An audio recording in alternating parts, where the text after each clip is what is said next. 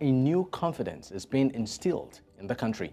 Speaking to a press briefing earlier on Sunday, spokesperson of the party hailed the main opposition advocate, Nelson Chamisa, who he said put a good show despite losing the election.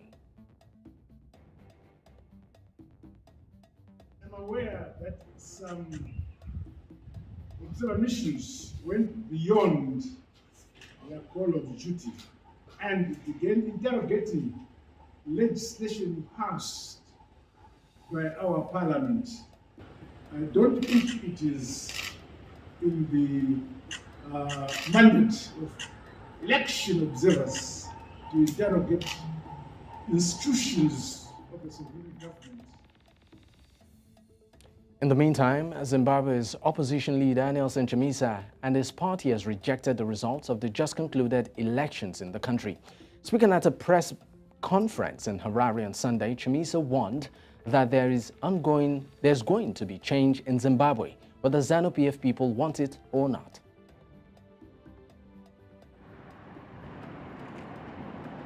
Here, we're expecting change, well, development within the country, and economic stability.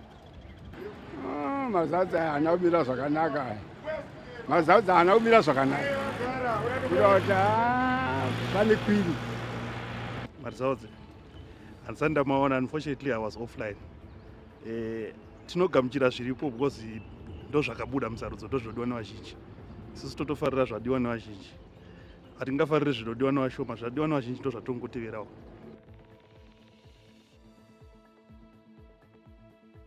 And of course, that concludes the news at this time. My name is Dakbo Adigboye. Breakfast Central continues after this break.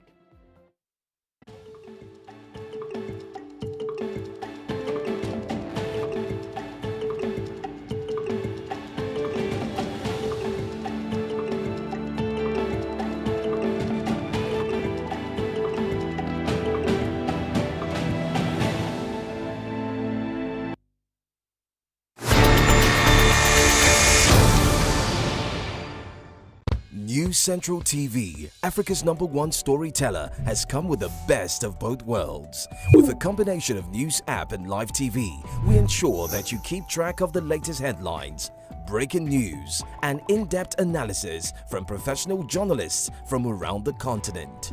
Download the News Central TV app on Android and iOS and get started today. Don't forget to follow us on News Central's social media platforms. News Central, Africa first.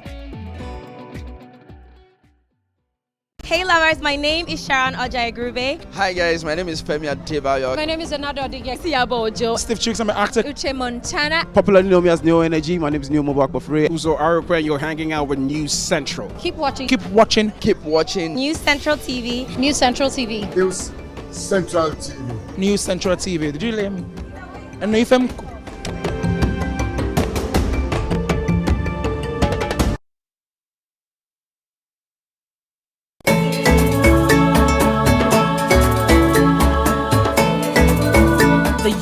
has 60% of its entire population, and it's time for their voices to be heard loud and clear. Involving the young people in nation building is not merely a question of inclusion, but one that is vital for economic growth, innovation, peace, and security. Fafanua Africa provides the platform for the teeming young and vibrant population of our dear continent to voice their concerns with one goal in mind: provide profound and tangible solutions that will help redefine and reposition the future of Africa. Join us every Friday at 2 p.m. West African Time, 4 p.m. East African Time, and 3 p.m. Central African Time on News Central TV. Fafanua Africa, redefining Africa. You wake up to a lot of stories about Africa. But this is where you get the story straight. Where we explore different angles because we understand our stories. There's that passion when it's your perspective and not a distant perception. I know you hear it a lot, but it's true. Nobody can tell your story better than you. That's what we do. All day, every day on News Central TV. Our African stories By Africans, for Africans.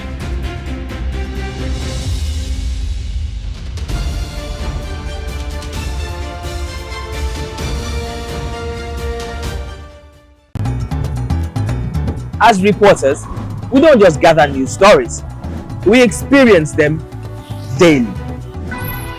So join us on Report Desk Africa as we share these experiences and review the top African stories. Only on News Central. Africa needs its own storytellers, people who understand the continent because they're from it. People who know that news is more than just a conversation starter, it's our stories. Because these stories run deeper than headlines and segments. It's about digging deeper to get the facts and telling the human side of every single story, not just the echoes from foreign headlines and perspectives. It's time to take back our narratives and share them in our voices.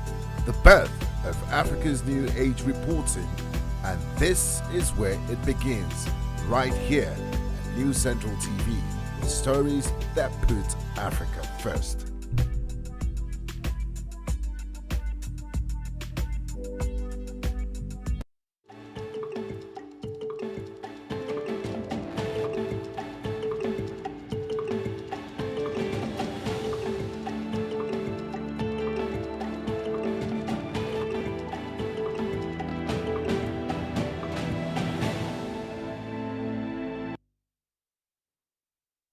Welcome back to Breakfast Central.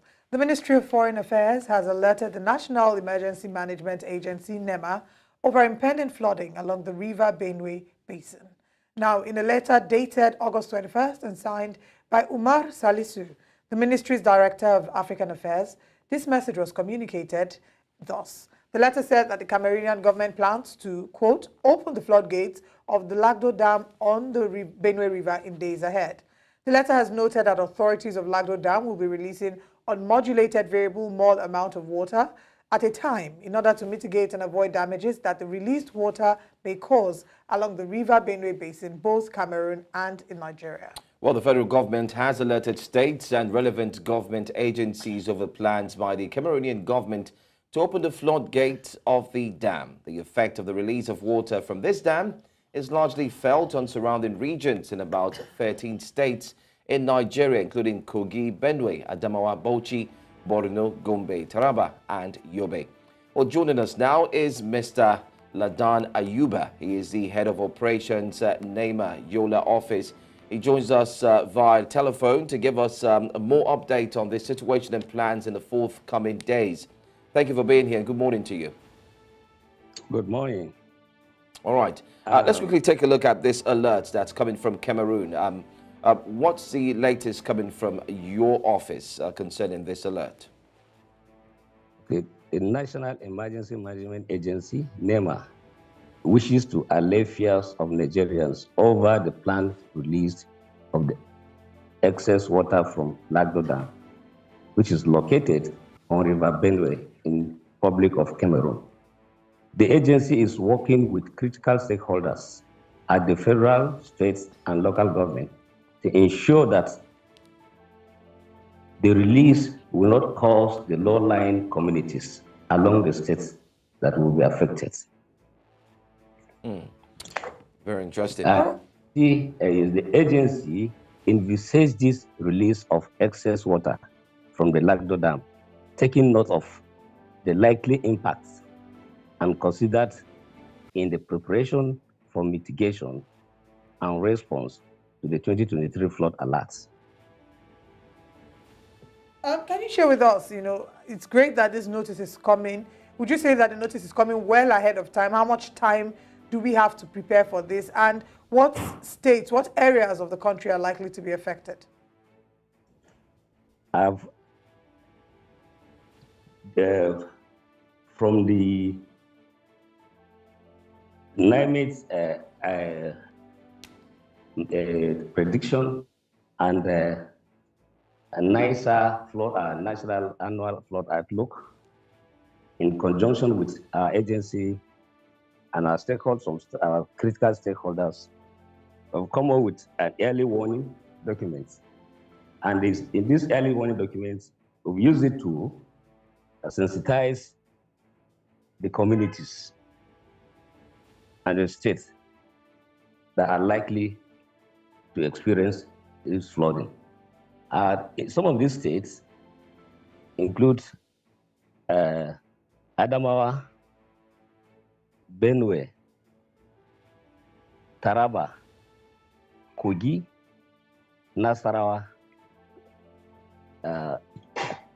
Anambra, Enugu, Edo, Delta, Rivers, and Bayelsa states. So these are the states because they are along the River Benue and River Niger. All right. Mr. Lada, let me also ask very quickly, would this be any different from what happened last year? I mean, it's almost a year, November 2022, and now we are here talking August 2023. Is this going to be any different from what happened last year, where we saw people's homes being displaced, farms were destroyed, livelihoods were indeed gone, families were looking for where to actually start all over again, even though palliatives were said to have been provided to a few? What's going to be different from this one? And is Nigeria ready to actually ensure that it doesn't actually repeat itself? Yes, we will notice the difference this year because of the level of sensitization, because the people are informed. We use them through the media, through community and household town hall meeting. So it has gone to the grassroots. So definitely communities that are living along the river banks or are living along this River Benue, they are informed. And arrangement has been made in some of these states, especially looking at areas that are safer grounds. And they're also looking at their level of preparedness, because in most of these communities, even at the local government level, we have cascaded this sensitization to the grassroots, that already at the local government level, they are aware that this rain can come, and as such, they are ever ready before the rain or before the flood comes, they will ensure that they move to safer grounds.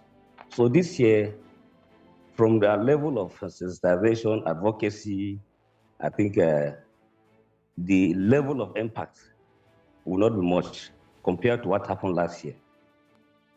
Okay, you said to us that preparations are being made. I'd like you to clarify and expand more on that, that line. What sort of preparations have been made? Because a number of Nigerians every year are displaced as a result of flooding.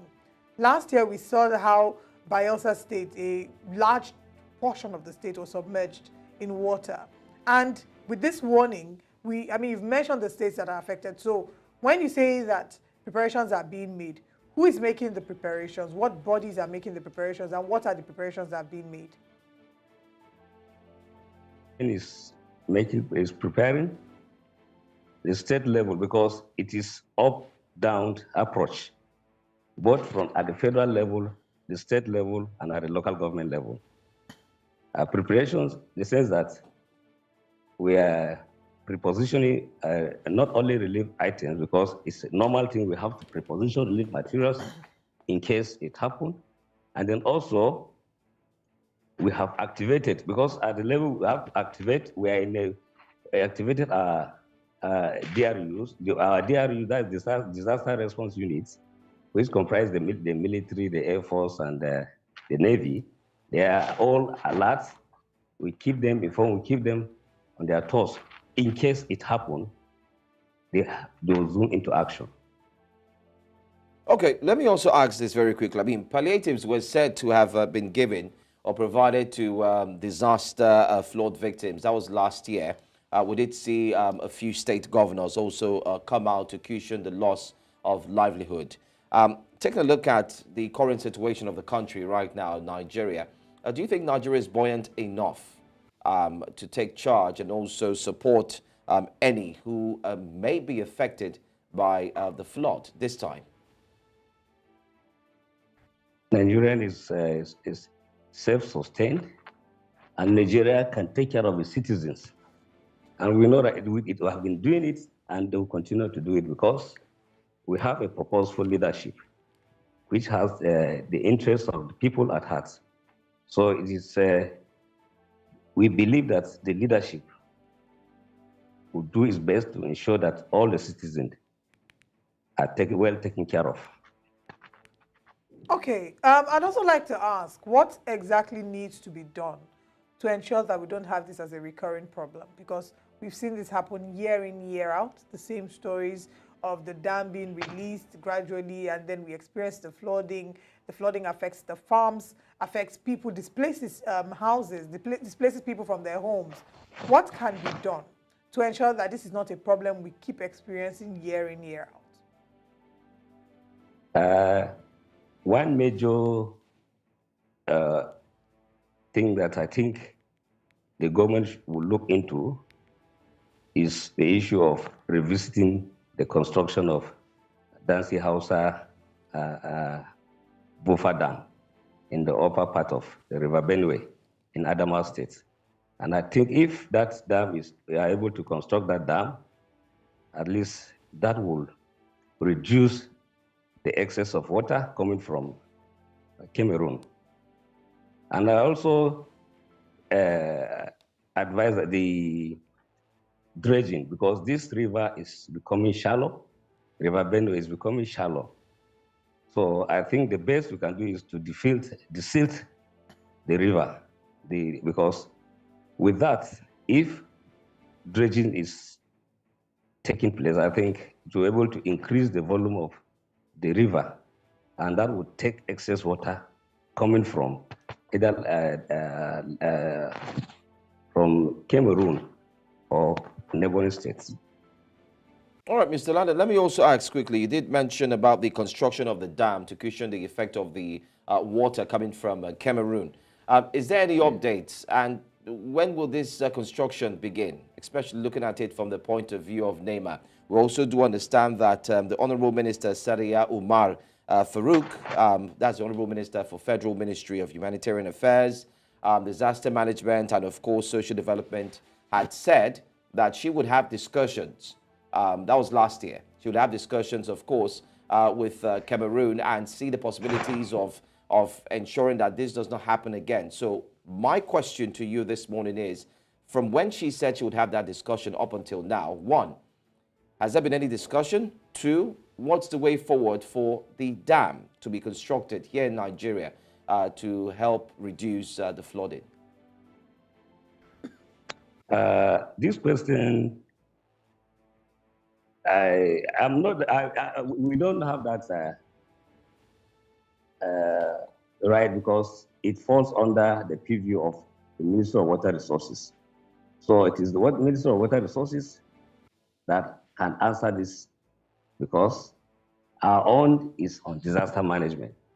They are to take care of the issue of dams, construction, dam maintenance, and so on. So I think the Minister of Water Resources should be able to answer you.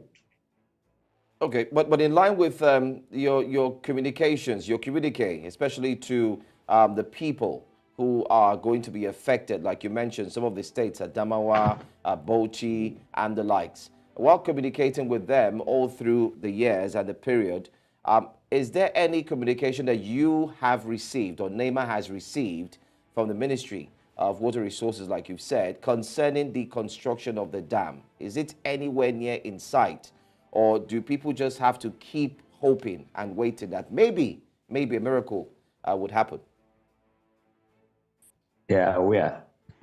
They are aware, and I think I believe this year, or the government will do something about it. What we are saying, the government has interest in this issue, and I think government will not like its own citizen to continue suffering on one thing.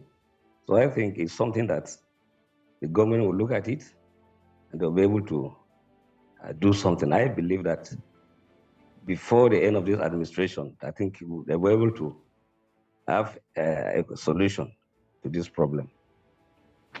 Ladan Ayuba, the head of operations, NEMA Yola office. Thank you so much for joining us this morning, and we do hope that measures are put in place to forestall whatever uncomfortable situations this might birth. Thank you. I mean, quite an uncomfortable conversation to have, Joe, but a very needed one. I think some of the reactions that I've seen online as regards this story would be, there are people who are worried.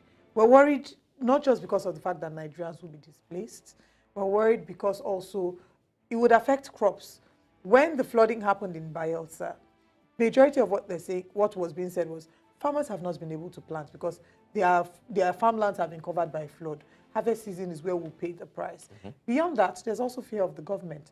Last year, the Minister of Human Affairs, there was conversation about the palliatives. There were, money that was disbursed for palliatives and how that was not properly applied. And, the current minister, Betta Edu, for Humanitarian Affairs and Poverty Alleviation, had spoken extensively about the work that they're going to do, how she's ready to, they're on standby should any crisis happen. Nigerians are still a bit, on the edge about that. They're wondering, okay, are you going to investigate what happened in the last administration? Are you going to ask questions about the monies that were disbursed? Are you going to ensure that there's a sanitation that happens first from that, that administration before now? So it's like there's really no time between then and now to do thorough house cleaning before we have a disaster upon our hands. It came really fast. I mean, Yes. 1 year just ran by pretty fast, and now we're here expecting another one. So I think the right questions have been asked, and just as our guest rightly said, well, he's been able to answer from how prepared they are. He's not able to cover the other aspects, which we think the minister will be able to deal with and help us see how the construction of the dam here, especially in Nigeria and Adamawa particularly, that would help cushion the effect, how that is really coming. But then again, we'll hope to see that better days are ahead. In other words, we're also saying, if you live close by to these areas, start getting prepared. That's what the message is. Just start getting ready. Anytime this can happen. When you said better days ahead, I just Better realized that better as in better Edu, her days are close by. As humanitarian minister, she might need to jump into action very soon. Anyway, still here on Breakfast Central, let's take the conversation even further. We head to north central Nigeria, where reactions have been trailing the palliative measures that have been put in place by the government of Plateau State to cushion the effect of the removal of fuel subsidy. News Central's Chizoba Anionwe spoke with some residents of Jos, the state capital, and now reports. It's less than 1 week after Governor Caleb Mutfwang ordered the distribution of 30,000 bags of rice for indigent people across the 17 local government areas of Plateau State. The effort is commended. I commend the state government for the laudable initiative. I mean, the time we are now in Nigeria is such a difficult time where even the average Nigerian can't afford 3 square meals, talk less of the poorest of the poor. So I applaud the state government. I think it's a very, very, very credible and laudable thing to do. It shows that they have human sympathy and they have concerns for their citizens. However, I am hoping and praying that these palliatives don't get into the wrong hands. I hope that those who are made to get these things, or those whose purpose these things were bought for, are actually delivered to them. But some see the palliatives as unnecessary, as people are going through very harsh times, including the poorest of the poor, who also need more than just rice to sustain their livelihood. They say education, improved healthcare delivery, and tools for better agricultural practices would be more meaningful. The place of security of both lives and property cannot be overemphasized. The refineries that are still unproductive and general infrastructure development should be looked into. More on the lips of many is the call for the benefit of the funds from the petroleum subsidy removal to be felt while awaiting a reduction in petrol pump price. Those money that were accumulated from subsidy should have been channeled towards infrastructural development. That means infrastructural development, such as probably the railways, such as industries, such as fixing up our refineries. Because if the government fix our refineries to have a mirror effect on the economy of the country. I don't think it's a good idea. The only thing they will do now, since they say the palliative is coming from the subsidy, they should use that money to fix our refineries, to fix our roads, to fix security. You understand? When there is security, people will go to farm. They will be hunger in the land. So what I'm saying that they should not use the money to be giving people 5,000 naira. When you give someone 5,000 naira, next week the money is up. So I need to continue giving 5,000 naira. They should use the money for voting so that we praise the government, not sharing money that is not useful for us.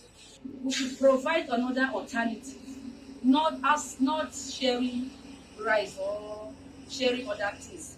We should provide another alternative, which says that, just as I earlier said, to control the prices of things in the market so that the poor can enter market and buy things. As it stands now, it's not everyone that can buy things in the market just because of the high rates of prices of things in the market. People with their respective opinions, but many feel something different from distribution of food items should be done, considering the harsh economy currently being experienced by all and sundry. Chizoba Anyonwe, reporting for News Central.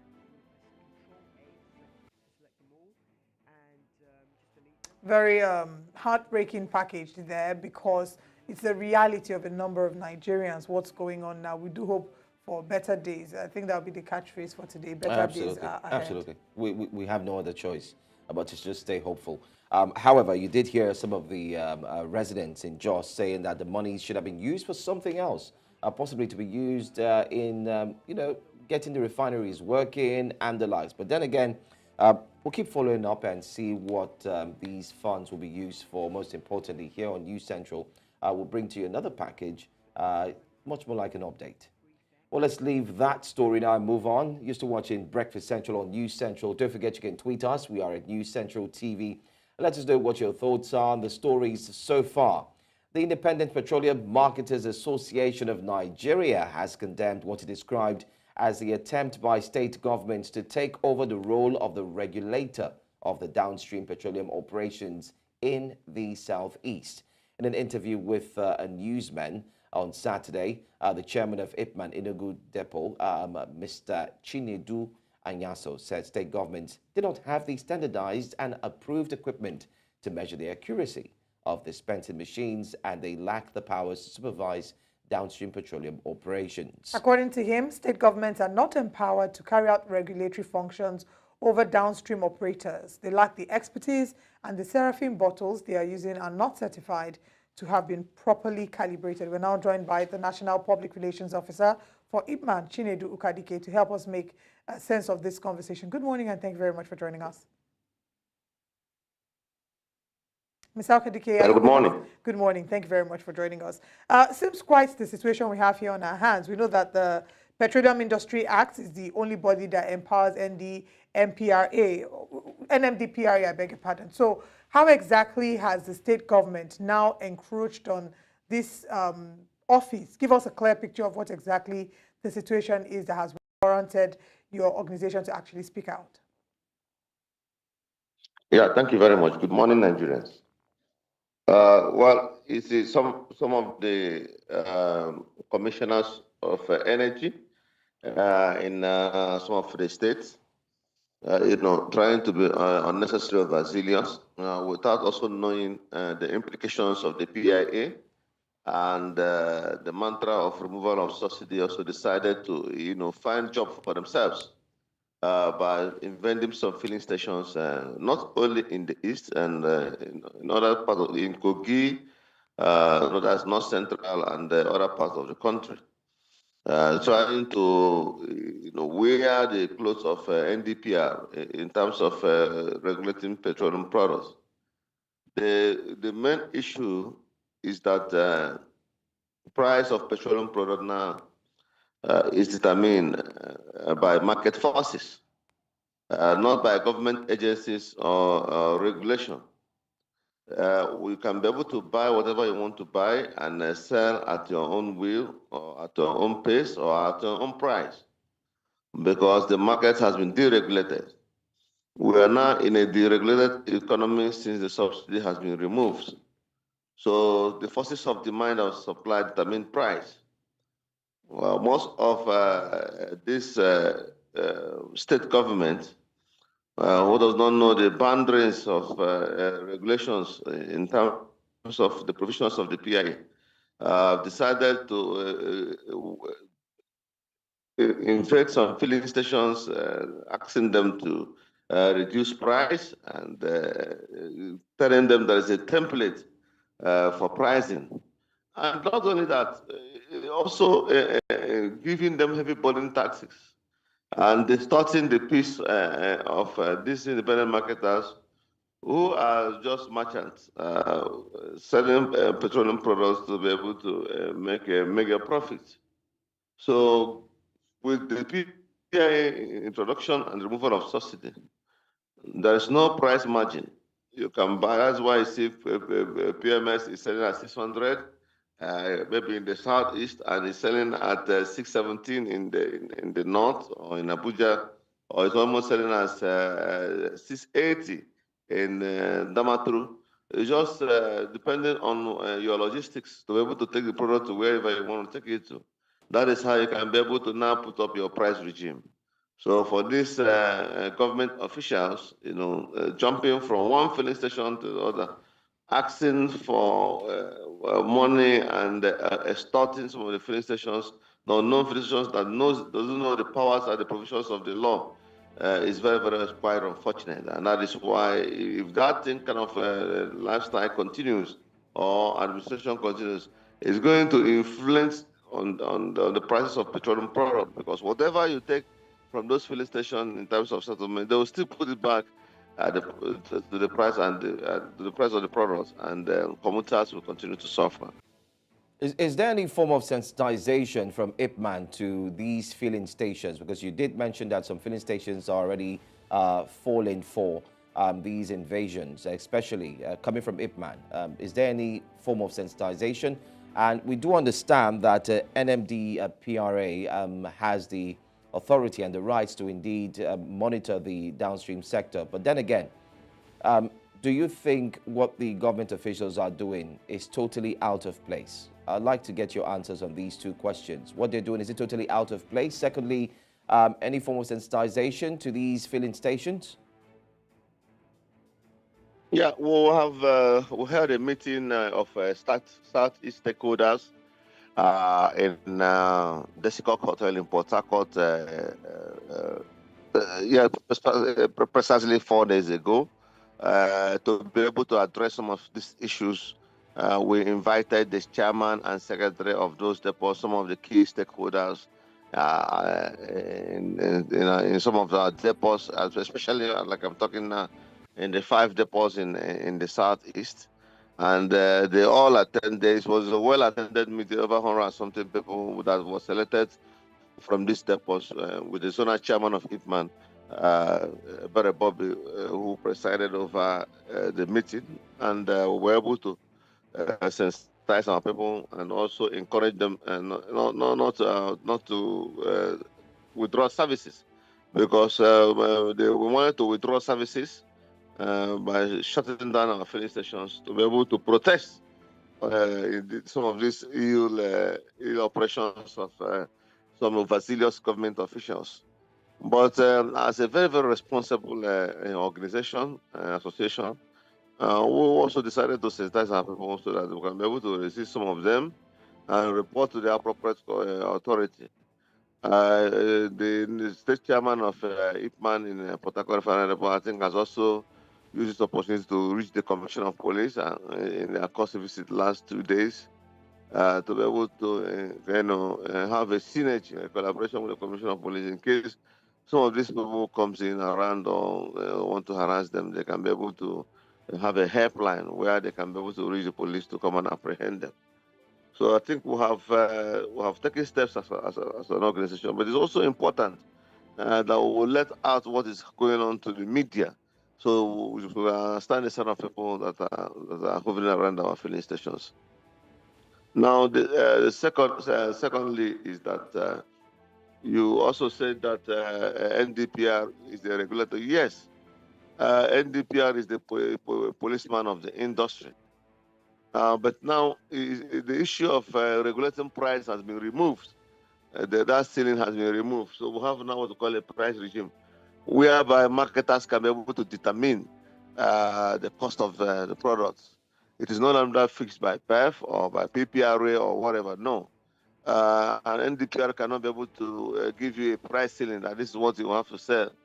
So it is the factors of purchase and supply, and the current rate of dollar can be able to, determine the price a filling station want to sell. If a filling station doesn't want to sell and will decide to put his price at 700 naira, if you like, you buy. If you don't like, you leave. Right. So, but we are competitive enough that we want turnover, and we can't be locking down banks' money because interest will be yielding. So we'll continue to sell our petroleum products at the barest minimum, so that we can be able to contact customers. All right, you've raised a very valid point about the regulatory bodies not necessarily being able to have that power to put a price peg right now because of the situation with the Naira and the dollar. And now there are projections that the Naira will keep falling if something isn't done to step in. We saw recently, we talked about the $3 billion oil for cash loan to stabilize the Naira. I'd like to find out what NNPC's, your stance is, the IPMAN stance on. Is this something that you were excited about when you heard the news of the CBN issuing the entering into the deal for that oil for cash loan? Is this something IPMAN was excited about? Yeah. We are very, very excited about it because whatever that to be able to bring down the price of petroleum product or trickle down the price of petroleum product so that commuters can easily buy it is a plus. Not even one plus, it's a plus for independent marketers because our mantra, our aim is to be able to sell more volume of petroleum product to be able to make more profit. Now that the petroleum product is close to 600 to 700 naira per liter, you will find out that most of our filling stations cannot even be able to sell one truck of petroleum products in a month. So, unlike before, we can be able to sell 2, 3, 4, 5 trucks of petroleum products in a month. These days, people just buy 3 liters. Some buy 5 liters, some buy 10 liters, and they do trekking all through. So, the business is no longer as usual. It's very, very difficult now for independent marketers. And some of our filling stations are shutting down because we cannot continue to bear the heavy expenses load in operating some of these filling stations, paying the salary, buying the diesel at 900 naira and the rest of them. At the end of the day, you're able to sell only 500 liters in a day. So we're almost out of business. So anything that the federal government will do or NNPCL will do to be able to bring down the price of this petroleum product to enable us to have voluminous sales. Independent marketers will welcome with clean hands and a clean heart, and so that we can also remain in business. With this space now, computers sometimes in their park don't load up to five buses in a day. Unlike before, they load 15, 30 buses. Now people are no longer traveling. Everybody is just trying to restrain himself and be able to appraise himself with the situation we find. I can imagine. Everyone is trying to manage. We're happy.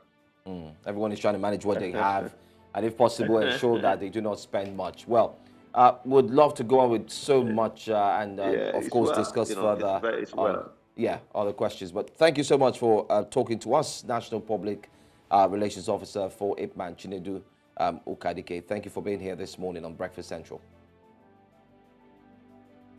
Thank you very much. I really appreciate it. All right. Okay, so stick around. We do have more coming your way here on Breakfast Central. But in the meantime, I mean, you've heard from the from IPMAN National Public Relations Officer and all that he said. And don't forget to also share your thoughts on the stories so far. We'll go for a quick break. When we come back, we do have sports up next. Stay here.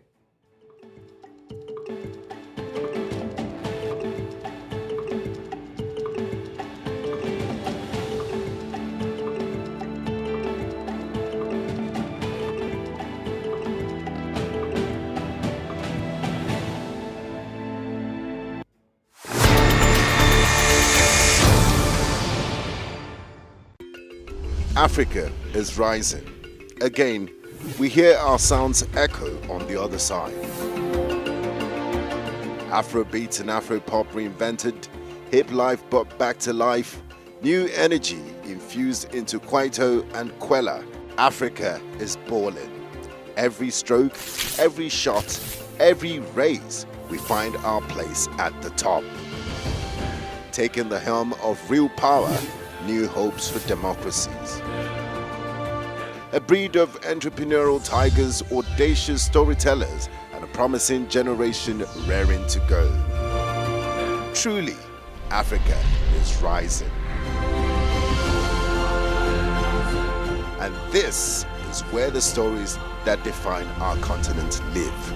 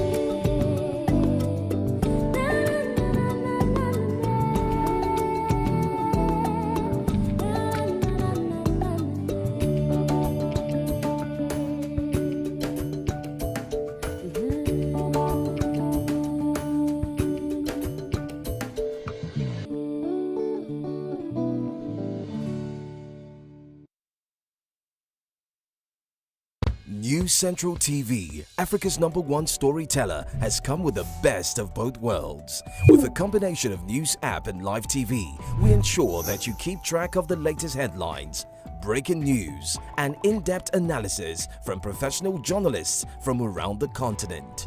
Download the News Central TV app on Android and iOS and get started today. Don't forget to follow us on News Central's social media platforms. News Central, Africa First. Hey lovers, my name is Sharon Ojai-Grube. Hi guys, my name is Femi Adebayo. My name is Anado Adigesiabo Ojo. Steve Chicks, I'm an actor. Uche Montana. Popularly known as Neo Energy. My name is Neo Mobak Bafre. Uzo Arukwe, you're hanging out with News Central. Keep watching. Keep watching. Keep watching. News Central TV. News Central TV. News Central TV. News Central TV. Did you hear me? And no FM.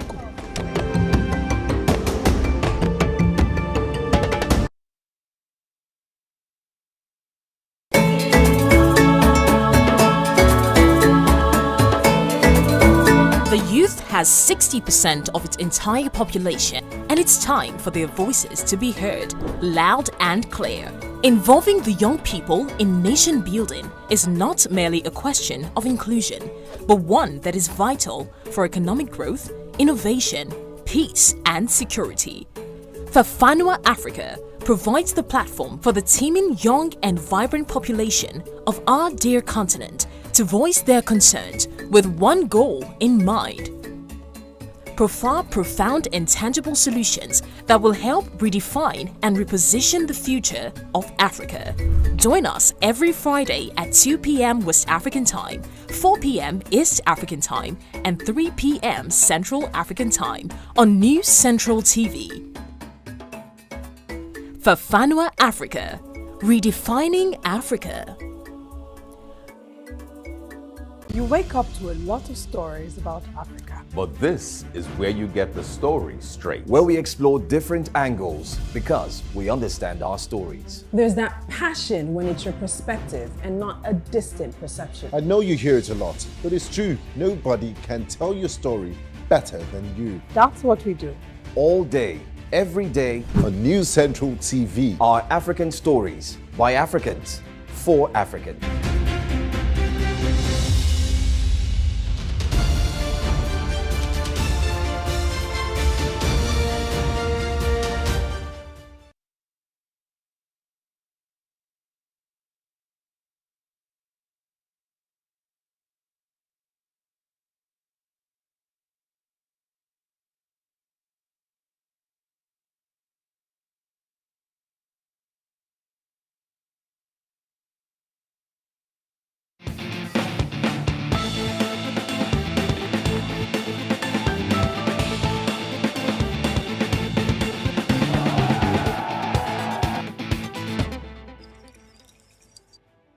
Welcome back. You're still watching Breakfast Central. Time to take you to the world of sport. We go to the World Athletics Championship, where ran it off on Sunday, but Kenya's Mary Monra, she skipped over the line in joy as she won the women's 800 meters world title on Sunday in Budapest, ending Athing Mu's dominance of the event.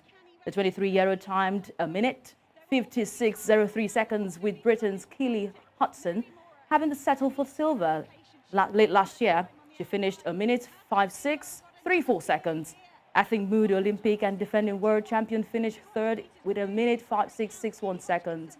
On Ra from Kenya last year, she won bronze medal.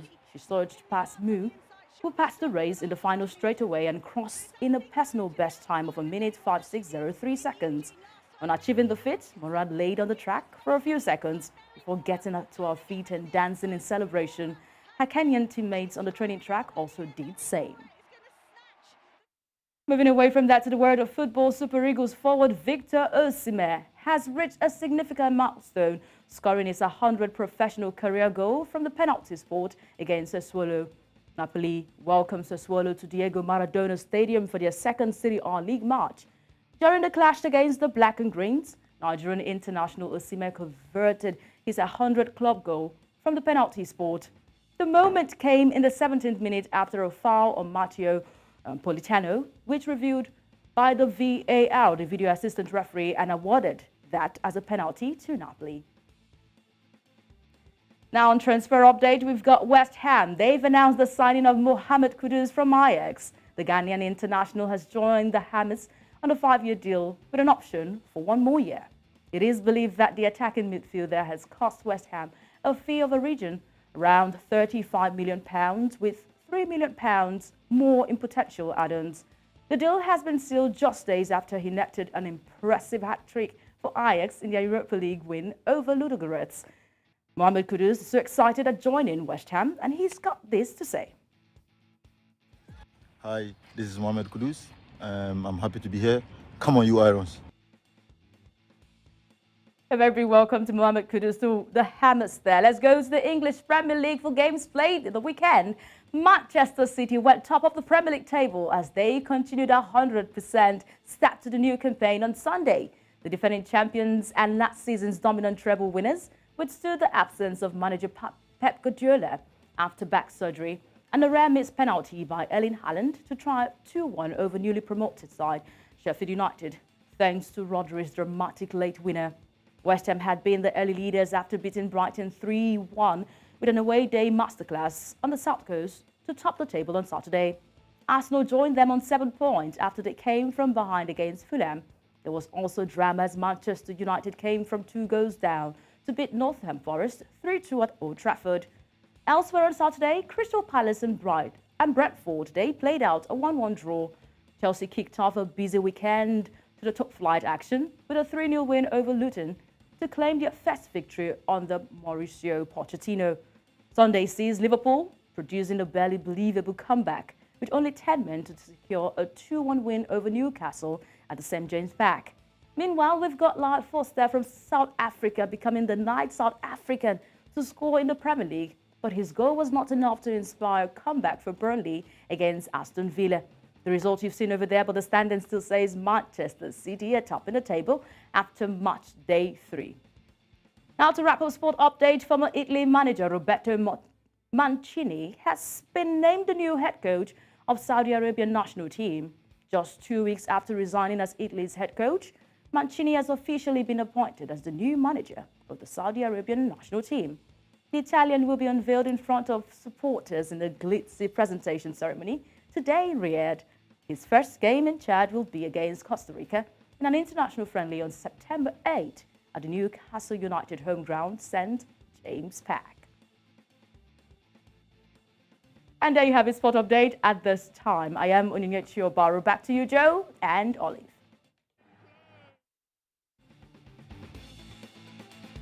Much for bringing us sports updates. This is still Breakfast Central. We'll share with you a quick recap of some of the conversations we've had in the past hour. We spoke to the Ipman National PRO and talked about the story where Ipman opposes Southeast downstream regulations. We also took you to the story concerning Lado Dam, NEMA alert about Cameroon's plan, and much more. And in the world of sports, Kenya's Mora ends Moose title run in women's 800 meters. But that's not all. Let's share with you what's coming up next on Breakfast Central. Coming up next on Breakfast Central on a Monday morning, we'll be bringing to you the front pages of the dailies, what it says. Or what and of course, we'll be heading over to talk about what's happening in the education sector. ASU debunks imminent strike reports. And not forgetting this big one, opposition rejects Zimbabwe election results, plus Gabon also had their elections as well. So we'll talk about all of that.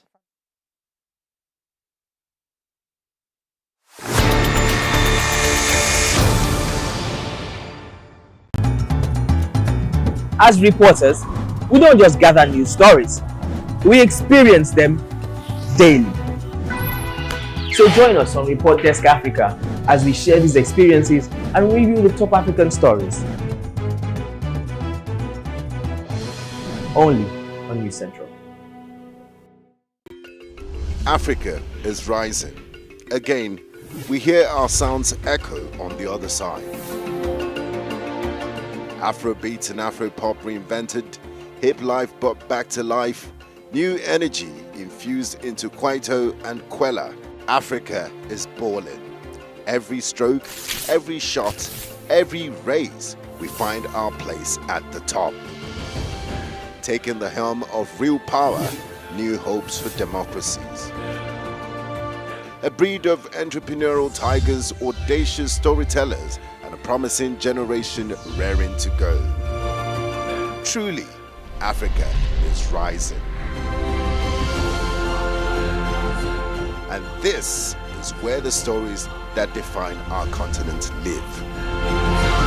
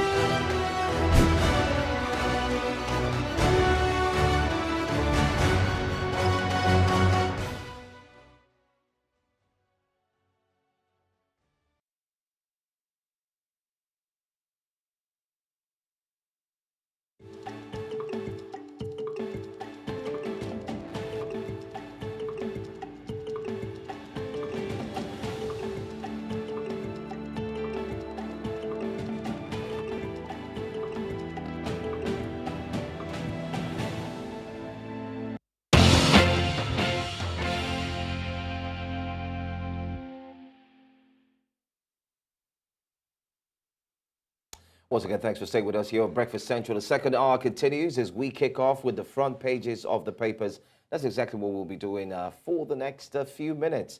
And let's start off in Nigeria. Particularly, let's go straight to the Punch newspaper. As we hit you with the Punch, of course, you feel no pain, most importantly. That front page there has all the big stories that we'll be talking about at this moment. Let's quickly let you in on the very first one, the one at the top there. It says Niger ECOWAS demands a shorter transition period from junta. Do recall that they had given a period of time in which they would return back to democracy. But of course, ECOWAS says even if they're not going to invade, They're looking at a shorter period for the transition to take place. External reserves fall by 900. I'm talking about big. That looks like 915. Yeah, 915 million dollars after Naira. Absolutely, that's what it is. That's what the external reserves has fallen into after Naira float. So well, we all hope that the Naira float would have been a good idea for the Naira, but it just seems like everything has gone downhill since the Naira float, and that's why CBN, of course, is doing the oil for cash deal, and we don't even know how this is going to affect the Naira. Is it really going to strengthen the Naira? No ideas. Well, that's one story you might want to read. You can find it inside of the Punch, as rightly said. You find it there, and take a look at what it has to say. You find it on page 21. Let's go straight to another story. Cash shortage, bank borrowing from CBN hits 12 trillion naira. Page 19 has that story. A Cameroon dam opening. Evacuates to prevent debts. Federal government states warn flood-prone communities. NEMA advises governors on evacuation. Nasarawa Taraba set up IDP camps. Others. Anambra orders evacuation in affected areas. Flood sweeps away 2 children already. And if you did join us in the first hour, we were talking to a representative all the way from NEMA who had joined us here on the program. And we discussed extensively on what are the modalities that have been put in place. Mr. Laden, who happens to be the head of operations in NEMA, said there's a lot that's being done, but definitely we hope to see these plans, even though they said they've communicated these plans to the stakeholders, to every community, and the likes. Let's move on straight to the front page there. Servicing debt with 90% revenue path to destruction. Tinubu tells NBA. You can see President Bola Ahmed Tinubu there shaking hands with Tony Elumelu. There it was the opening of the Nigerian Bar Association. Of course, the event has started yesterday. Let's quickly move on to the next stories very, very quickly. Banks, 18 others fined 125 million naira for late filings. I beg your pardon, for late filings. Banks, 18 others fined 125 million naira. Senator's aide, murder cases take time to resolve. Police reply, family. This senator's aide that died, this story continued to trickle in and then became a major point of discussion last week when they said those who committed the acts, the nefarious acts, were soldiers, allegedly soldiers. And now they're hoping that the police will jump on it and get it solved immediately. ASAP, yeah. I am loyal to Obaseki. Still want to be governor, Shuaibu says. But that's all you have. That's a very interesting story there. In Edo State, the clash between the governor and the deputy governor, or the media clash. On the one hand, Obaseki says, from what we hear, he says Shuaibu is running a parallel government while he's still in office. Shuaibu is saying, I still have my own ambitions, but I still want to run. Yeah. But I'm still loyal to you. Can't both my ambition and my current position run simultaneously? Just reminded me of what's his name, William Ruto, Kenya, when he was vice president and still running for president, but whilst in office he was quote unquote running. And you had that here in Nigeria too, yeah. Professor Yemi Osibajo, who was going for president. Yeah, he was still in office. the vice president as well. But in this case, well, anyway, read up. You'll find out more stories. Exactly. Let's move away from the Punch newspaper to the Business Day newspaper. On the front page of the Business Day, we can see the big story. Tinubu under pressure as job-creating sectors struggle. We still have here as well on the front page, the top of the paper says, unemployment, MBS shouldn't ruin its reputation with questionable data. And this is a very important story because last week a top story broke, and the story was that unemployment had dropped to about, I think, 4.1% since Tinubu got into power, right? And people were asking, 4.1%, how? They said it is because the definition of the National Bureau of Statistics, the MBS's definition of employment, had been changed. It's a new index. Exactly. So it's what you're changing, reflecting the current reality of Nigerians. So what we're seeing here is they're urging the NBS not to ruin its reputation with this data that has been referred to as questionable, because the data would suggest that there's now an abundance of jobs for Nigerians who are able and willing to work. And that is not really the case, a number of Nigerians would say. Higher fees squeeze parents as schools resume. I can't imagine how this feels. This is September. Sorry, this is August. And we're gradually getting to the beginning of September, where lots of parents are going to be heaving and sighing because all the monies are going to the schools. The sad part would be that the cost of school fees has increased. The same way every other thing is increasing, school fees is also increasing. Oh, yes. So our hearts go out to all the parents in New Central, outside New Central, and the parents who are watching us. We hope that, you know, we really don't know what to say. There's a story here of a 44-year-old man, father of 3, says with his 76,000 naira monthly income. Like, how is he meant to live with a 76,000 naira monthly income and have 3 kids, pay for their school fees, feed his family? It's just unfortunate. 5 opportunities to tap from Nigeria's $296 billion blue economy. Retailers woo consumers with promos amid weak demand. You don't even blame them. Everybody's trying to sell. I think that's all the stories that we can take this morning on the Business Day. Let's head over to the Nation newspaper. All right, so let's move on to the Nation newspaper this very morning. The front page there on the Nation newspaper says, Tinubu servicing debt with 90% revenue unsustainable. Good pay for judges will lift judiciary, says President.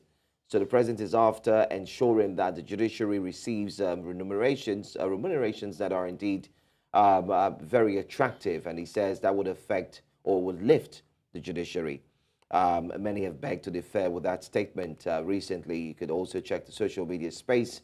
And many have said, I think they're still talking about the hashtag all eyes on the judiciary and so on. Then again, the NBA president himself did come out also in an interview with a media organization and said a whole lot that many have been reacting to, but quite timely, I must say, especially in line with the events. Let's move on now to another header there. It says stock market deals up by 22%. Stock market deals up by 22%. Another one there says Chamisa protests Nagangwa's victory. Chamisa protests Nagangwa's victory. That's a big story. We're going to be looking at that later on and taking our time to dissect that as well. Indian Prime Minister proposes G20 slot for AU. Okay, all right. While that is going on, don't forget that all the regional bodies, both that focus on Africa, the SADCs and African Union, you name them. Don't forget too that you do have BRICS, which is indeed becoming quite strong. And we've talked about BRICS, I mean, all through the days and weeks. So far, so good. CCB begins verification of governors. Ministers claims agency to collaborate with CBN, NFIU, SEC, CAC. And that story found on page 4. Let's take one more very quickly. Nigeria loses $4 million daily to oil theft, says NSA. Yes, a high-powered team dispatched by President Bola Ahmed Tinubu actually to assess crude oil theft in the Niger Delta uncovered illegal oil bunkering again. That was the story was over the weekend, where Nigeria, according to the NSA chief, loses $4 million. Siphoning point found in Abia. Minister Okay's pipeline protection firm Tantita's efforts. And Tantita has been, you know, in the news for doing that job in ensuring that they continue to reveal these illegal oil bunkering points. And just this weekend, they actually saw more. Well, we'll solve our oil theft issues. You know, that's one of the major contributors. Maybe not the major, but it's certainly a big factor in, you know, our current struggles in the oil sector. You know, whilst we're talking about refineries, oil theft is also another big conversation that we should shine the light on. As we wrap up the newspaper reviews, I'm about to be dry, guard you with the Guardian newspaper. On the front page of the Guardian newspaper, some of the big stories there. Federal government's estimate reduces unemployment on paper amid almost 10 million jobs deficit. Now, this sounds more like a logical headline. Yeah, I mean, the Guardian will always take their time to break things down. Exactly. Global unemployment estimates by region in percentage, youth unemployment age 15 to 24. And so if you see there's a graph that sort of explores, you know, what exactly each position is. All right. Atiku globally. asked Tinubu to come clean on academic featuring ingenuity. And final story, Nigeria still losing 400,000 barrels of crude oil daily, says Ribadu. That's all that we can take this morning on the newspapers. Thank you for joining us. We're on a break, and when we come back, more on Breakfast Central.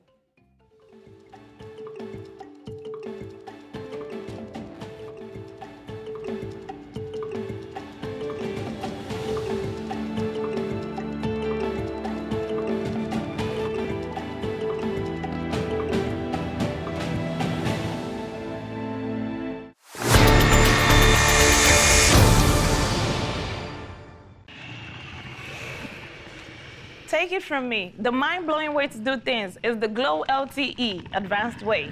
When you stream, it's like you're in the drama itself. When you make calls, you reach where others can't. Coffee! Doing business is like running Wall Street from your street.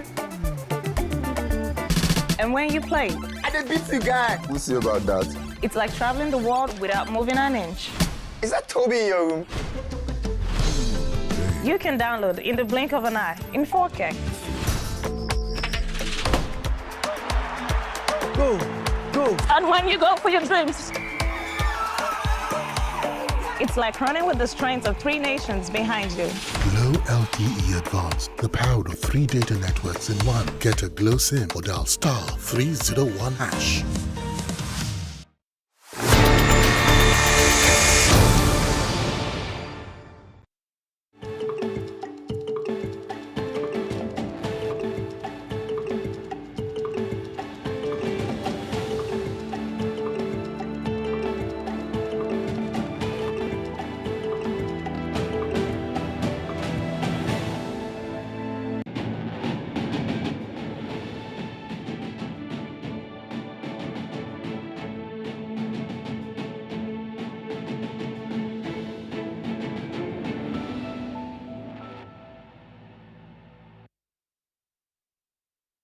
Welcome back to Breakfast Central. Rumors about an impending strike have been dispelled by Emmanuel Oshodeke, the president of the Academic Staff Union of Universities, ASU, as insinuations have been making the rounds following a ruling in favor of the federal government's no work, no pay policy.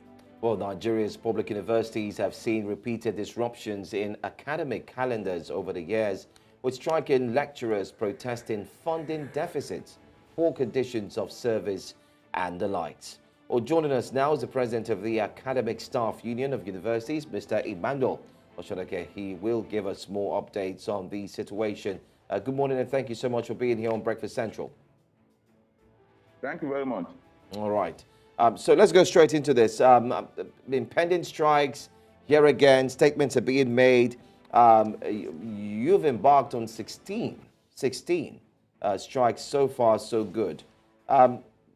Why this situation? Why the mention of strike again, especially with what we're hearing?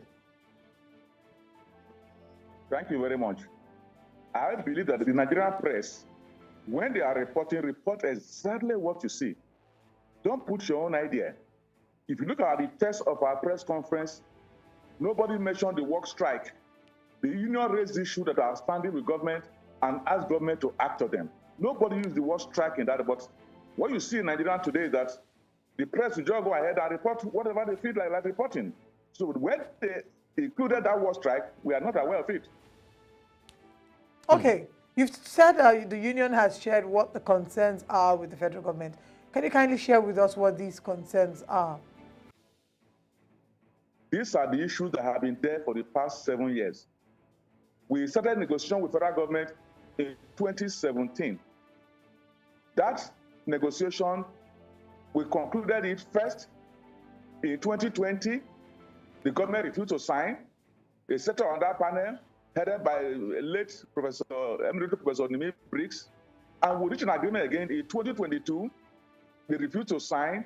So all the issues there, the issue of remuneration of a lecturer, the issue of university autonomy, the issue of funding of universities, were the issues we raised in that agreement that both sides agreed. Today, Nigerian professors earn the lowest amount in the whole world, and you can check. And that's why no professors who want to come out from any other part of the world to come and lecture in Nigeria, while Nigerians are busy running from the country to, from Nigeria to that country to teach. Similarly, in that, in our terms of press release, we also talk about our withheld salary. They said no work, no pay. But for those work that we didn't do at that time, have all been done, and the Nigerian press will also challenge them to go around the whole university and check where we are. Every university is, and check if those work had not been done. So if those work had been done, we also expect government to not pay our workers, our members, for those work that they have done. Simple. We also talk the issue of little course, CC mass, curriculum, whatever, developed by an individual, and try to force on Nigerian university system.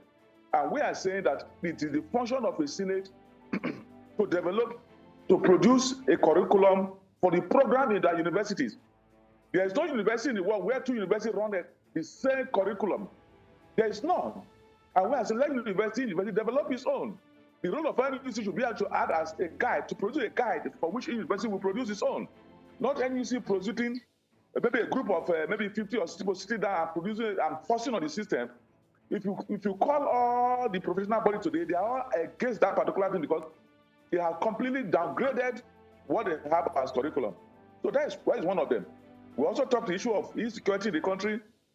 We talk issue about the present hardship you have in the country, where people can no more to go to our lecturer to go to work in a month.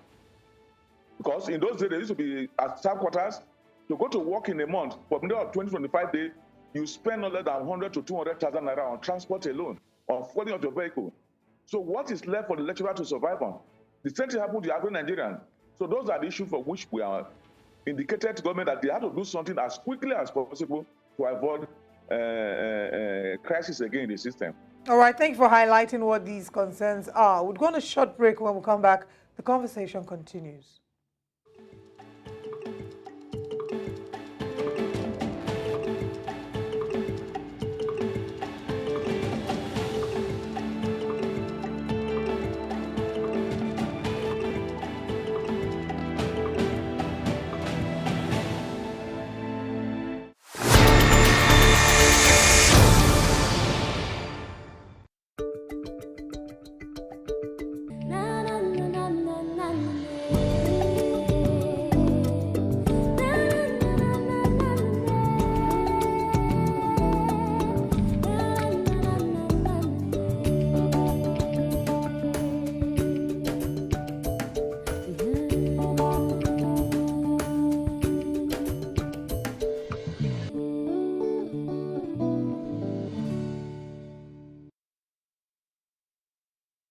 Hey lovers, my name is Sharon Ojai Grube. Hi guys, my name is Femi Adebayo. My name is Anado Adegesiabo Ojo. Steve Chicks, I'm an actor. Uche Montana. Popularly known me as Neo Energy. My name is Neo Mubak Bafre. Uzo Arukwe, you're hanging out with News Central. Keep watching. Keep watching. Keep watching. News Central TV. News Central TV. News Central TV. News Central TV. Did you hear me? And no FM.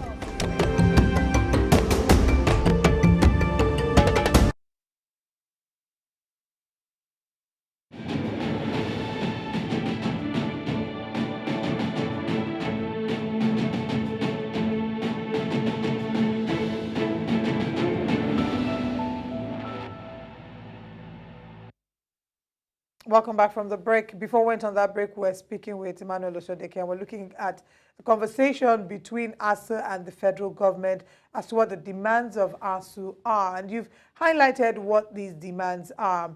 What would you say in the past years, or between the last issue that ASU had with the federal government, have there been any implementing of some of these agreements? Has there been any form of progress made before we got to this current situation where you're now putting forward your demands again, which have been misconstrued to include a strike? Well, none have been implemented except one.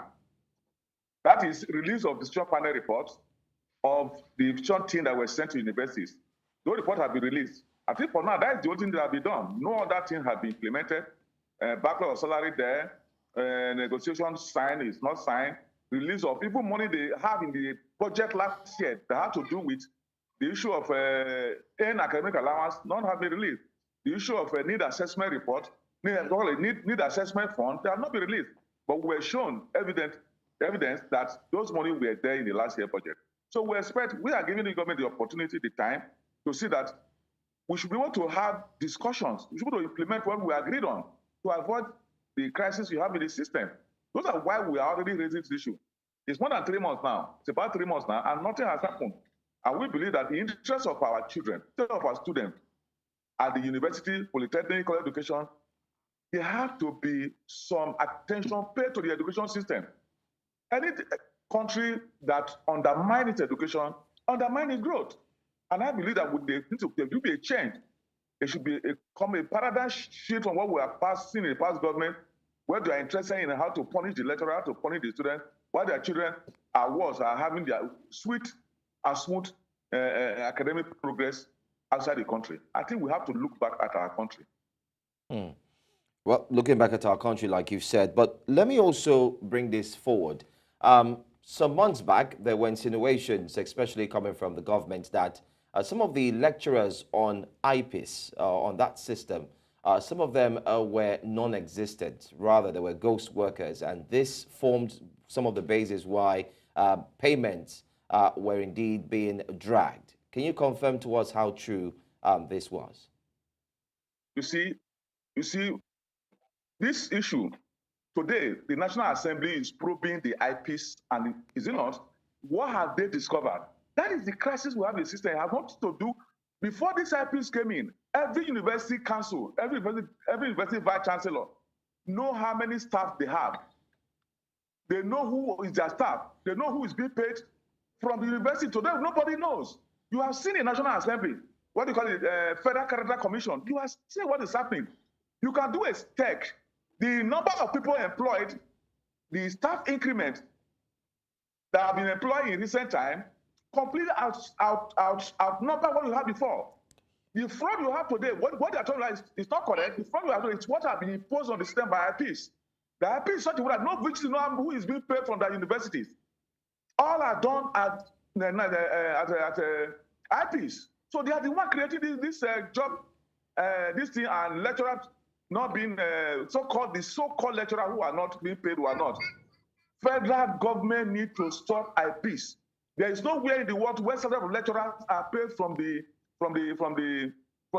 Africa Canada. When lecturers were being paid by university, there are checks.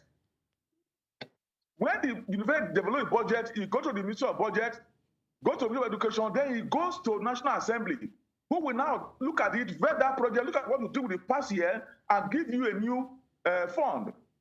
Then every 5 years, a panel is set to look at what you have done with the money.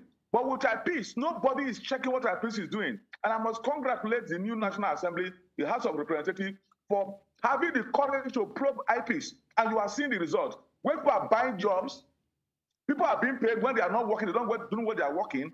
That is the problem we have today. And the government has to stop IPIS, especially in universities. And look at the one the union has developed, pay system for each university called UTAS. With UTAS, even the president can sit down in office and check what is happening in universities. The general can sit down and check what universities. National Assembly can sit down and check what is happening. Open, encompassing the human resources and the finance. But IPIS is just finance. Nobody knows the human resources. You can check the Auditor General report of 2019. If the federal government have published that and implemented it, we will not be where we are today. So it's not about lecturers not being present. That's what IPIS have established. What IPIS has established is that IPIS has destroyed the system. And the report is very clear. Thank God the investigation by the National Assembly is in the open, and we are all seeing the result. All right. Looking at the education sector, I'm sure that you would agree that it hasn't been up to par with global best practices, especially in previous administrations. Now, if we look at the current administration, we already have a Minister of Education. Are you excited by the quality of the current Minister of Education? And, if you could speak to him on the areas, on things that need to be done, policies that needs to be implemented in ensuring that, the education sector is brought up to global best practices, is brought up to standard. What are some of the things you would say to Professor Tahir Mamman? Well, we have his background. He has been in the system. But we expect that those who strangled the last Minister of Education will also strangle him. So it's not about the minister alone. IPs came in, the minister have no control about IPs. Funding, the minister have no control about funding. So let this system, not just look at the minister, let's look at this whole system. In the 70s, 80s, 60s, Nigeria, the Western region, give up to 30% of their budget to education. In West Africa, no country give less than 15% of their budget to education. But last year, government in the last year, 2022, get 3.5% of budget to education. That is the origin of the problem. Any day we start prioritize education like other countries, you start getting results. So don't tie it to a minister. Let's tie it to the system. Let's have an appropriate budget allocation to the university to education, and the system will grow. Our lecturers will not be running away. Our students will not be running away and paying huge amount of tuition fee to other country. That is the way to go. When no lecturer is coming from outside the country, no student is coming from Benin Republic, not from Niger. No students is. We are even going to Sudan. Large amounts of Nigerians going to Sudan for lectures. Going to Ukraine. Let's build our system. We have the population. We have the intelligentials. Let's fund the system appropriately so that we can start having students coming from outside the world as it was in the 70s, 80s. Well, you just rightly said, as it was in the 70s, 80s, how a lot of foreign students were indeed coming into Nigeria. But let me also ask this, as it is prevalent in the medical sector where you have doctors who are, in quotes, jackbuying for a better remuneration, better pay, and the likes in other countries. What's it like in your sector currently? Do you still have academics? Are there still lecturers? Are they still ready and willing to sacrifice more amidst the drama that ASUU is indeed facing? Let me explain to you, and you can also do a check. Between what happened at the last strike, what the Minister of Labour then did, saying lecturers are like casual workers, no work, no pay, we pay you half. Go and check, not less than 5,000 to 10,000 serious academics have left the country. Because for the an insult, when you can easily get whatever you want, university, universal, no university in the world, real serious university you have in the world, you don't have an animal teaching there, lecturing. There's none. So when you want to treat them like casual labor, like that minister of the Chris Ngige did, they will leave. Just like doctors are leaving. You see, I had a conversation with one very prominent traditional ruler recently. And you know what he told me? That as president, Nigeria is giving aid to America and Britain. Meanwhile, we are happy and clapping hands when they give you 10 naira, $10, $20. And I say, how? He said, Nigeria will use this money to train doctors. Through the system, you become a high-ranking doctor. It goes to UK and America to treat Americans, to treat Britons. That you use your money to train doctors up to professorial level. And then the professors, after training with your money, with your system, he goes out to America and UK to go and lecture. That if you calculate how much is costing this country on those things, we are giving more aid to America and Britain, which is correct. Because we refuse to look at our system and build it in such a way that this our lecturer will come back. These medical people will come back. We pay the doctor $150,000 a month. When the man can get $5,000, $10,000 job outside the country, what will he do? He leaves. So we need to look at it. We need to check the system. This president, I know he has this wide view about this system. Let us sit down and look at our system. Especially these two critical areas, the academics and the medicals. We must look at it critically so that the student to staff to academic staff ratio will reduce. Now, it's on university, student to academic staff is as high as 50, 80. When the NUC regulation is between 9 and 15. Right. The academic, the medical to doctor to patient is overblown. We need to look at it critically in the interest of our country. Mr. Emmanuel Osodeke, thank you so much for your time with us this morning. We do hope to have you join us again, and maybe this time share better news as regards ASUU and the federal government coming to a middle point. Thank you. We now head to the southern part of Africa, where Zimbabwe's incumbent president, Emmerson Mnangagwa, was declared the winner in the country's presidential elections on Saturday after securing an absolute majority in a tense contest that was marred by delays. Meanwhile, leader of the opposition party, Nelson Chamisa, has now rejected the results announced by the electoral body. Although it's not immediately known if he will mount a legal challenge. Details in this report. After months of campaigning and days of tension, the winner of the Zimbabwe presidential election was finally declared. Mnangagwa Emerson Dambudzo of ZANU-PF party is declared duly elected President of the Republic of Zimbabwe with effect from 26 August 2023. In what seemed to be a landslide victory for the incumbent president, Emmerson Mnangagwa of the ruling party ZANU-PF, he took 52.6% of the vote compared with 44% for the leader of the main opposition party, Nelson Chamisa. Mnangagwa, while addressing the people, appreciated them for voting him as their president once again.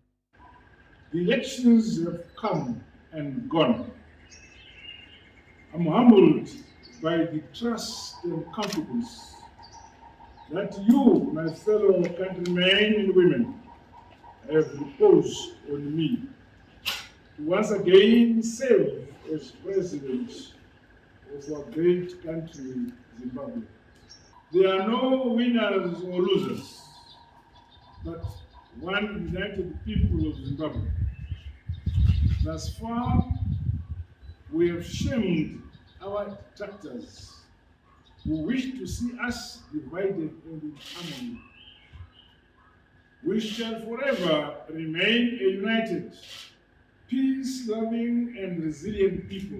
Meanwhile, opposition party supporters are not happy with the result, as they are convinced that the just concluded elections witnessed a series of electoral malpractices, especially from the ruling party, ZANU-PF leaders and supporters. The election observer missions raised and confirmed a series of electoral malpractices which resonate with our own assessments. Number one, the absence of electoral reforms, a flawed and controversial delimitation exercise. Dr. Mumba's unwavering commitment to ensuring transparency in the elections was met with unfortunate threats, including death threats and intimidations, especially from ZANU-PF leaders and supporters. Analysts describe Zimbabwe's 2023 general election as the worst in the country's history.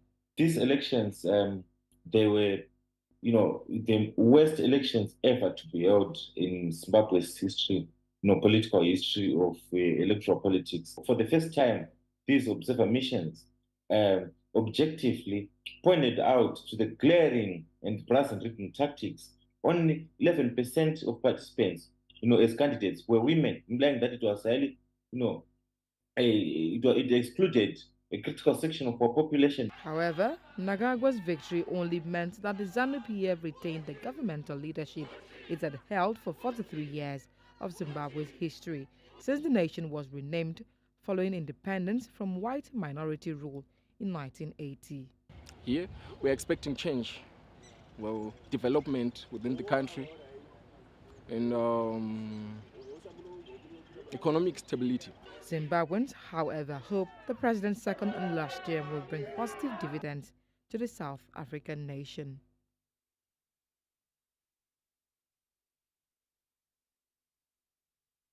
Thank you very much for that report. We're now joined this morning by Makumborero Haruzive. He's a Zimbabwean political analyst based in London. Good morning, and thank you very much for joining us. Yeah, good morning. Good morning. Thank you for making me join. All right.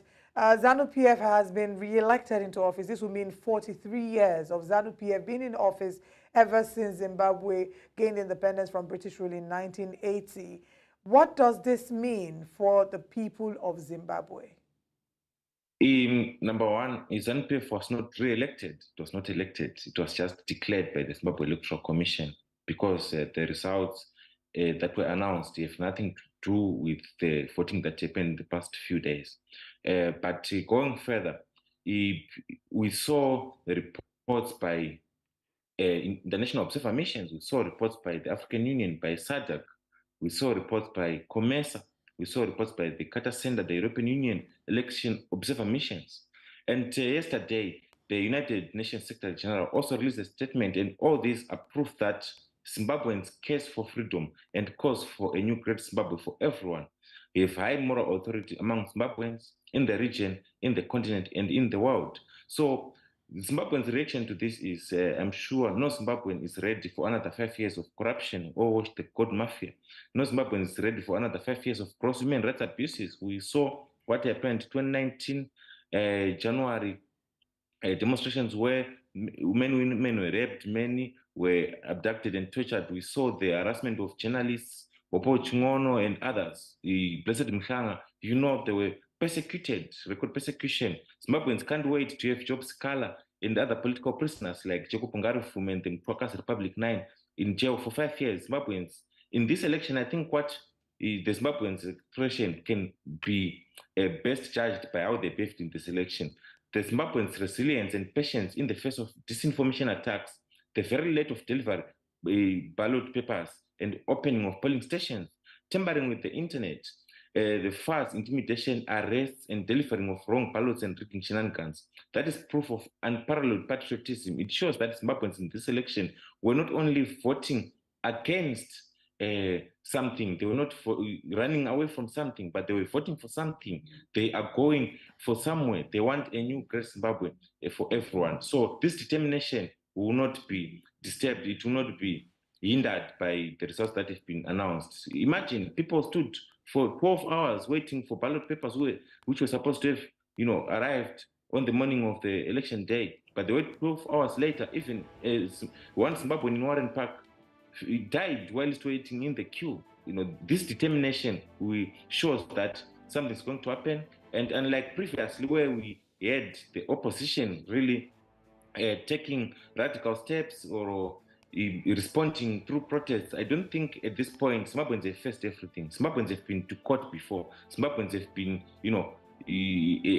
tried to resist electoral rigging before. But this time around, I'm sure every Zimbabwean understands that it's no longer about the opposition. It's no longer about going to the courts post they're captured, but it's about the citizens themselves. It's about their votes, each protecting their own vote, each demanding their own future. So the reaction, I think we are going to see more reactions from citizens themselves. We are going to see more reaction from voters themselves, each protecting their own vote, not in, going into confrontation with government or anything, but each peacefully demanding a new great Zimbabwe for everyone. All right. The CCC has rejected the results, saying that the result does not reflect what actually took place during the elections. But let me ask you this. Don't you think that the hours that were spent on queue to actually vote was compensated for, seeing that the elections expanded to 2 days? Don't you think that was a good compensation? And secondly, since the CCC is not accepting the results, what's the way forward? The hours that were added, they were not compensated. They could not compensate the extreme levels of voter suppression we witnessed. Because, look, people had waited to vote for 12 hours and no ballot papers have arrived on the election day. It is unprecedented. So most of them, and I can say close to 2 million, were affected by these tactics countrywide. And this also involves the forced voting by FARS, who had tables and agents at each and every polling station across Zimbabwe, including in the capital city, and also in remote areas where there were no observers. So adding more time to voting means adding more time for intimidation. So it did not compensate anything or everything. And with regards to the CCC rejecting the results, it's not their choice, it's not their decisions, it's the decisions of the Zimbabweans who have shown massive support for the opposition, for the alternative, in pursuit of a new great Zimbabwe for everyone. So CCC is not their decision, rather, but it's the decision of the citizens of Zimbabwe. If they were to accept the results, I will tell you that the ordinary Zimbabweans wouldn't have accepted CCC's acceptance of these sham results. So and also we saw the CCC rejecting the results in the face of them scoring victories in an unfree and unfair and rigged process. But what this shows, despite them stopping ZANU-PF from gaining 2/3 majority in parliament, this shows that even if CCC had won in this election, this will not in any way sanitize the worst election ever in Zimbabwe's electoral political history of elections. So CCC did what they feel that the voters feel and the voters had expressed was not reflected in the outcome declared by the Zimbabwe Electoral Commission. The way forward, generally, this is no longer a time for politicians or political parties to provide the way forward, but this is the time for Zimbabweans themselves. I think the world saw how Zimbabweans traveled from across the world. They booked flights from London, from America, they booked buses from South Africa, from Zambia, from Botswana. It's recorded. For the first time ever, they said, no, let's go and vote. And seeing even Zimbabweans in the diaspora going to vote, it means that Zimbabweans are no longer voting against something, against ZANU-PF or against corruption, but they are now voting for something. They are going to a new great Zimbabwe. They now want a better Zimbabwe. They now want a Zimbabwe for everyone, a Zimbabwe that is for the many, not the few. And this will also guide the response by Zimbabweans. But those very same Zimbabweans who braved the night waiting for ballot papers, which arrived even after 12 hours at polling stations which are less than 7 kilometers away from the Zimbabwe electoral headquarters. This shows that this determination, the same energy that they have, they are not willing to let it go to waste. They will definitely take up necessary, peaceful, but critical steps to defend their vote. They will definitely do everything possible to ensure that the new great Zimbabwe, which is characterized by jobs, which is characterized by a functional economy, which is characterized by a government that listens to issues and addresses the concerns of citizens, to a government that doesn't tolerate gross human rights abuses, to a government that values development ahead of corruption, to a government that is not tolerant to abuse of power, to a government that ensures that there is no more state capture, judicial capture. We see people are suffering in jail, innocent people. We saw even during the elections. Jumping at this point. Local election observers were arrested. So yes, I'm glad that you mentioned the election observers, and I want us to quickly talk about this in less than 1 minute because we've run out of time. Several international election observers have published and released statements after the elections were concluded. Some of them saying that the elections were peaceful but did not meet the guidelines for what would match up to a free and fair election. One of the bodies that have released this publication is also the SADC. I wanted to ask what your thoughts are as regards the strength of the international community in driving home what the general population of Zimbabwe will refer to as a democratic, democracy. So what is the strength of the international organizations, and are there communities that are expected to step in and speak up or maybe put in some measures? Elections, international observer missions calling the elections peaceful. I understand very well that these election observer missions, they were assessing like on the voting day, but an election is a process. And if we are to judge by election being a process, not a one-day event or 2 days event, the elections were not peaceful. But with regards to what the election observer missions observed, of course, we accept both they are being very honest, despite them not being able to be in areas like Chirezi South, where FARS agents were even moving around with guns, forcing people to vote for ZANU-PF at gunpoint. So it was, I think it's part of objectivity that they write in their preliminary reports, they deliver what they observed. But also they raised critical issues to do with voter suppression. They raised critical issues to do with massive rigging. They raised critical issues of the elections failing to reach, the thresholds, regarded for credibility thresholds in SADC, in African Union, and the world, as shown by observer missions from the Carter Center, from the European Union, and also the statement by the United Nations Secretary General, Mr. Antonio Guterres.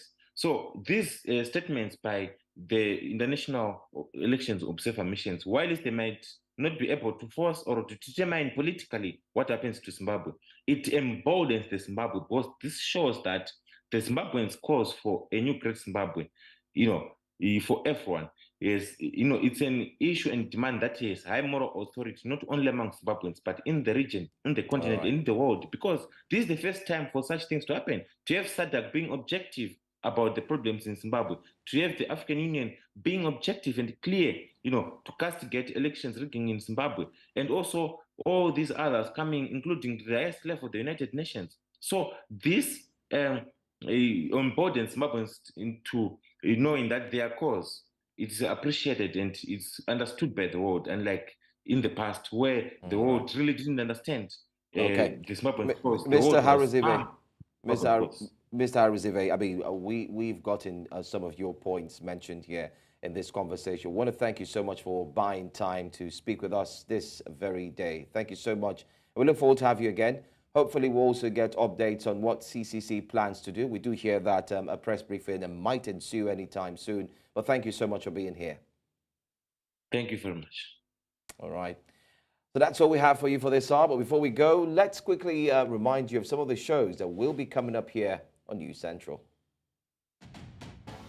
At 11 a.m. later today, you've got Business Edge. Don't miss it for anything. And 4:30 p.m. West African time is where we bring you East Central, talking all things entertainment. And Politics HQ, 7 p.m. That's the time. Keep to time. And of course, it is today. Ça, c'est fini. We'll say merci beaucoup. Thank you so much for watching. C'est très bien. And my name is Joe Hansen, by the way. And I'm Oliver Modi. We'll see you tomorrow. Have a good day. All right, bye-bye.